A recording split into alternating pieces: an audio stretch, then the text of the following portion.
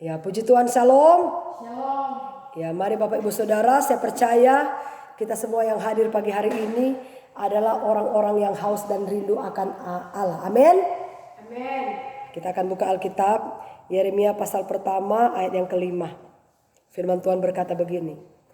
Sebelum aku membentuk engkau dalam rahim ibumu, aku telah mengenal engkau. Dan sebelum engkau keluar dari kandungan, aku telah menguduskan engkau. Aku telah menetapkan engkau menjadi nabi bagi bangsa-bangsa. Haleluya. Saudara, saya percaya tidak ada satupun barang diciptakan oleh manusia kalau barang itu tidak punya arti. Yang pasti saudara, setiap barang apapun yang diciptakan oleh manusia sudah pasti dia punya arti dan tujuan tersendiri. Contoh, misalnya gitar. Kenapa manusia itu bisa menciptakan gitar? Sudah pasti gitar itu punya arti. Nah saudara, satu ketika saudara, ketika gitar itu rusak, ya, otomatis manusia yang menciptakan gitar itu dia tahu memperbaikinya. Karena apa? Karena dia yang menciptakan gitar itu. Ya. Nah saudara, bagaimana caranya supaya kita itu bisa menggunakan gitar itu dengan baik? Sudah pasti ada buku manual atau ada buku petunjuk. Ya. Sehingga kita bisa berlatih supaya kita bisa memainkan gitar itu dengan baik dan indah, enak didengar. Amin. Amin. Ya. Demikian juga hidup manusia. Saudara, kata Alkitab, ya, tidak ada satupun manusia diciptakan oleh Tuhan kalau dia tidak punya arti. Yang pasti saudara, kalau Tuhan mengizinkan kita ada di dunia ini, hadir di bumi ini, karena Tuhan punya arti dan tujuan tersendiri dalam hidup kita. Ya, saudara, kekurangan apapun, ya, hidup kita di hadapan Tuhan, Tuhan sanggup membentuk kita. Ya, Tuhan bentuk lewat apa? Lewat proses. Ya, memang kita nggak langsung jadi, sulap nggak. Tetapi ada proses demi proses yang Tuhan izinkan kita jalani, saudara. Kalau kita ya lulus dalam proses yang Tuhan izinkan, maka kita akan muncul seperti emas murni. Amin. Amin. Haleluya. Saudara, kenapa Tuhan katakan begini? Ya, sebelum aku membentuk engkau dalam rahim ibumu, aku telah mengenal engkau. Ternyata saudara, ya, pada waktu Tuhan menenun kita ada di dalam rahim ibu, Tuhan katakan, aku sudah kenal engkau. Waktu engkau ada di rahim ibu, aku sudah tahu siapa engkau. Dan aku sudah tahu ketika engkau keluar, aku akan merancangkan apa buat kamu. Ya, saudara, terkadang kita berkata begini, Tuhan, aku bodoh. Tuhan, aku tidak bisa berkata-kata dengan benar.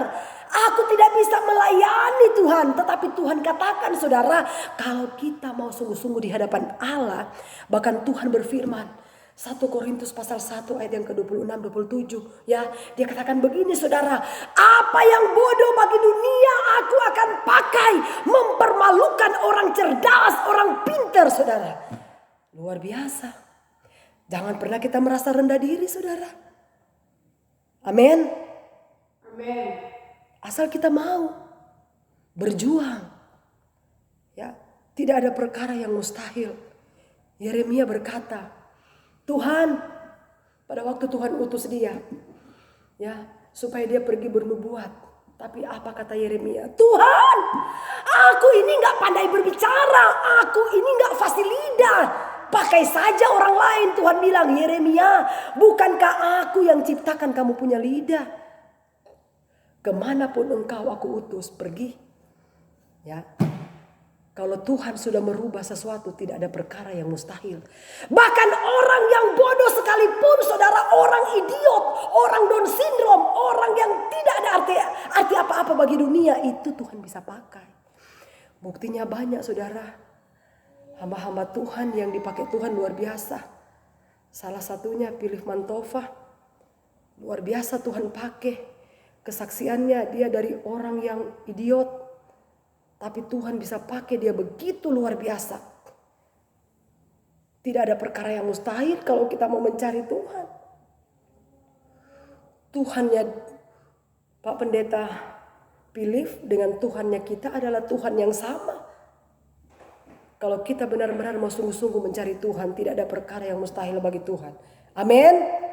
Amen. Saudara, ada banyak contoh-contoh Alkitab. Musa, pada waktu Tuhan mau pakai dia, terus Musa katakan begini, Tuhan, aku tidak pandai berbicara. Itu ada abangku Harun. Lebih baik Tuhan pakai dia saja.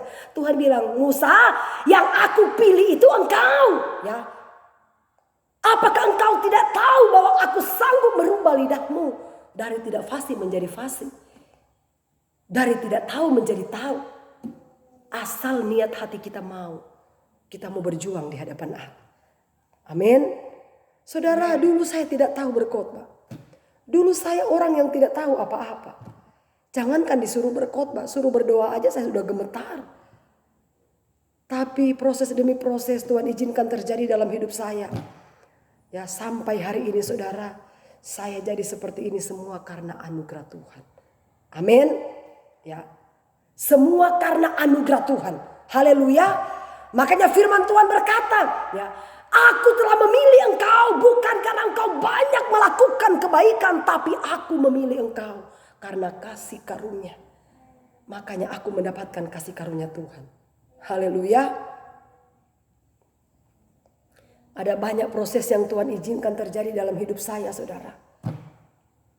Satu ketika, saudara, saya pernah jatuh sakit. Ya, saya masih kelas 1 SMA. Saya diizinkan Tuhan mengalami penyakit kanker. Saudara, pada waktu itu orang tua saya sama sekali tidak punya biaya. Sama sekali tidak punya uang. Dan saya menahan sakitnya luar biasa. Setiap malam saya menahan rasa sakit. Selama 1 tahun saya menderita itu, saudara. Perut saya membesar. Ya. Akhirnya saudara, di titik terakhir bapak saya katakan begini, Lendra, makan. Saya sama sekali tidak punya nafsu makan. Terus bapak saya coba berkata begini, ya, kalau memang Tuhan pingin ambil nyawamu, kalau engkau akan mati hari ini, pasti engkau akan mati. Saudara, pada waktu ayah saya berkata seperti itu, saya mulai merenung. Sambil saya menangis, saya makan. Pada waktu saya makan, saudara, tadinya saya sama sekali tidak ada harapan lagi untuk hidup. Akhirnya setelah itu saya kembali ke kamar. Sambil saya menahan sakit, rasanya luar biasa, saudara. Saya melihat ada satu buku rohani di atas lemari. Saya membaca kesaksian peristiwa kapal Tampomas II. Seorang hamba Tuhan terapung-apung di tengah-tengah laut. Pada waktu itu saudara, dia menyanyi, ku yakin korban Kristus di atas salib. Dia saudara berulang-ulang kali menyanyi pujian itu pada saat dia tenggelam, pada saat dia terapung-apung. Waktu peristiwa kapal Tampomas II, akhirnya datanglah satu kapal. Sebenarnya kapal itu tidak ada tujuan untuk datang ke situ. Tapi Tuhanlah yang membawa kapal itu datang ke situ. Akhirnya ibu ini diselamatkan oleh Tuhan. Saudara, akhirnya saya mulai praktekkan, ya. Pada waktu saudara saya membaca buku itu, saya menangis, saya bernyanyi. Ku yakin korban Kristus di atas salib merubah hidupku dengan ajaib. Hidupku sungguh menjadi baru. Ku tetap pegang salib Kristus. Saudara, saya berulang kali menyanyi lagu ini. Saya menyanyi. Akhirnya saudara, saya tertidur. Ya, tadinya saudara, saya nggak bisa tidur setiap malam karena menahan rasa sakit yang luar biasa. Ya, karena saya sudah capek bernyanyi, saya tertidur. Baru malam itu saya tertidur enak. Keesokan paginya saya sakit perut, saya pingin buang air besar. Saudara, saya kaget. Ya, ketika saya buang air besar, saudara, saya kaget. Ya, ternyata saudara, pada waktu saya buang air besar, ya, langsung muncul gumpalan-gumpalan darah keluar dari tempat buang air besar. Akhirnya saudara, saat itu saya mendapatkan mujizat Tuhan. Saya disembuhkan bukan karena dokter. Saya disembuhkan bukan karena siapa-siapa. Tapi saya disembuhkan oleh tangan Tuhan sendiri. Ketika kita mau sungguh-sungguh dengan Tuhan. Amin. Haleluya. Mari Bapak Ibu Saudara, ya. Tidak ada perkara yang mustahil ketika Tuhan ingin pakai hidup kita. Asal kita mau. Ya. Asal kita mau. Tuhan katakan, ayo sini. Jangan pernah kita menolak didikan Tuhan. Proses apapun yang terjadi dalam hidup kita.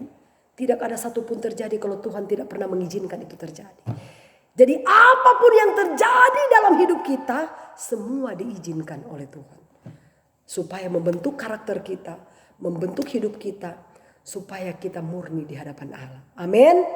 Mari saudara, jangan pernah lari dari panggilan Allah. Tuhan telah menenun kita dari rahim ibu sampai kita dewasa. Kita pergunakanlah ya apa yang sudah Tuhan lakukan dalam hidup kita, kita pergunakan baik-baik untuk hormat dan kemuliaan nama Tuhan.